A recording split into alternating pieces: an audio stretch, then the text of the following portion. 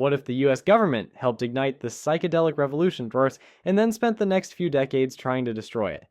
What if the same program that secretly drugged its own citizens also helped introduce LSD to the artists, writers, and thinkers who would define an entire generation?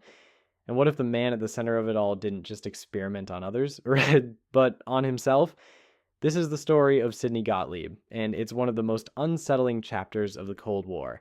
Sydney Gottlieb was born in 1918 in New York City. He was small, soft-spoken, and afflicted with a lifelong stutter, but he had a sharp, disciplined mind and a deep fascination with chemistry, especially the way microscopic substances could cause enormous changes in human behavior. In 1951, Gottlieb joined the CIA and rose quickly inside its technical services staff, the secretive division responsible for poisons, gadgets, and specialized tools for espionage.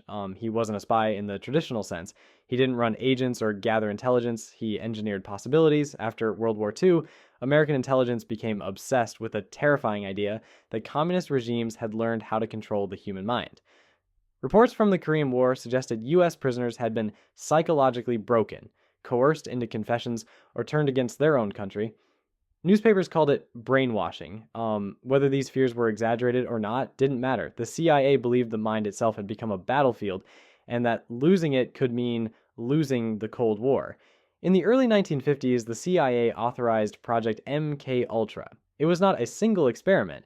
It was a sprawling, deliberately fragmented system, dozens of sub-projects spread across the United States and other countries, hidden inside universities, hospitals, prisons, and private laboratories. Some researchers knew the CIA was involved, many did not. The subjects almost never did. Under Gottlieb's direction, human beings were exposed to extreme experiments designed to dismantle the mind. Unwitting participants were given LSD again and again, sometimes continuously over long periods of time.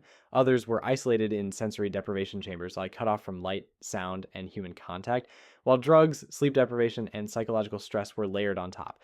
The objective was chillingly clear: to learn how identity, memory, and resistance could be broken down, and whether a mind could be erased and rebuilt. Thousands of people were affected. The true number may never be known. These were not therapeutic trials.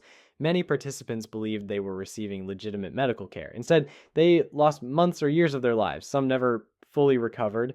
Now, one of the most infamous branches of CIA-funded research took place in Canada, where psychiatric patients were subjected to extreme drugging and psychological conditioning. Survivors later described profound memory loss and lasting trauma. This suffering was not a side effect. Unfortunately, it was the data. Sydney Gottlieb did not remain at a distance from his experiments. According to accounts from colleagues and later obituaries citing close family friends, Gottlieb experimented on himself extensively, taking LSD repeatedly over many years, possibly hundreds of times. To Gottlieb, this was part of the work. If he was going to study the limits of consciousness, he believed he needed to experience them firsthand. This blurred line between researcher and subject, control and surrender, would define the rest of his story.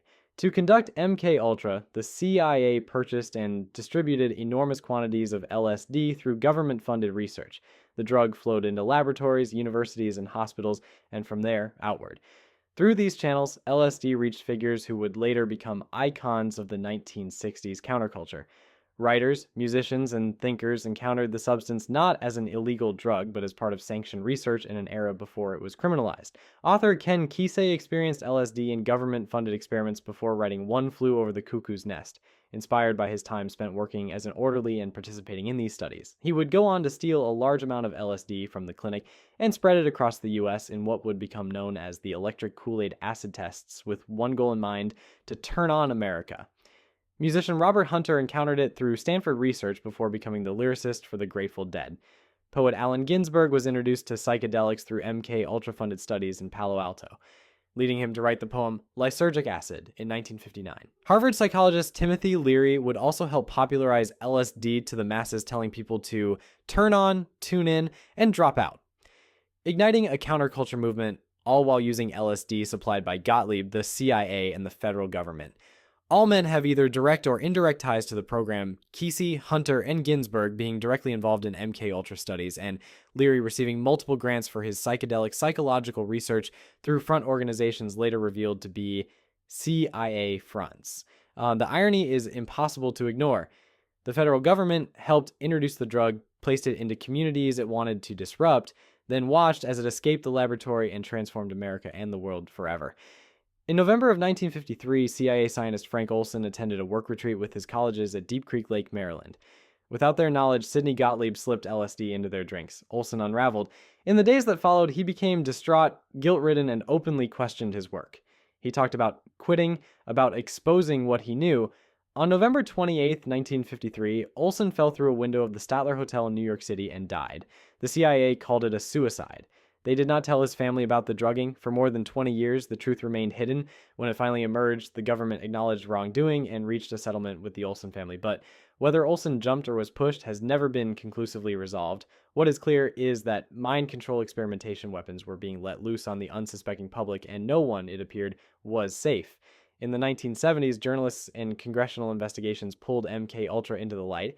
The public learned about unwitting subjects, about destroyed records, about a system that had operated with almost no oversight. Programs were shut down, rules were rewritten, and then came the war on drugs. The same government that had forced LSD onto its unsuspecting citizens now criminalized the substance and persecuted the very subcultures that had embraced it. A nation was punished for a revolution it did not start on its own, resulting in millions of arrests and countless lives ruined. In 1973, the same year MK Ultra files were destroyed, Sydney Gottlieb retired. He embraced meditation, Eastern philosophy, rural communal living, and a life of simplicity. He traveled through India, worked in a leprosy hospital, and taught speech therapy to children, and then settled on a quiet farm in Virginia, raising goats and making his own yogurt, becoming an advocate for peace and environmentalism. Friends described a lifestyle that echoed the hippie counterculture he had helped inspire, contemplation replacing control. The man who once tried to dominate consciousness now seemed intent on understanding it. Sydney Gottlieb died in 1999. Some see him as a product of Cold War fear. Others see a cautionary tale. His story forces an uncomfortable question. What happens when secrecy outruns ethics? Fear justifies anything? Because MK Ultra wasn't just about the past. It was about how easily human beings can become test subjects when the mind itself becomes the battlefield.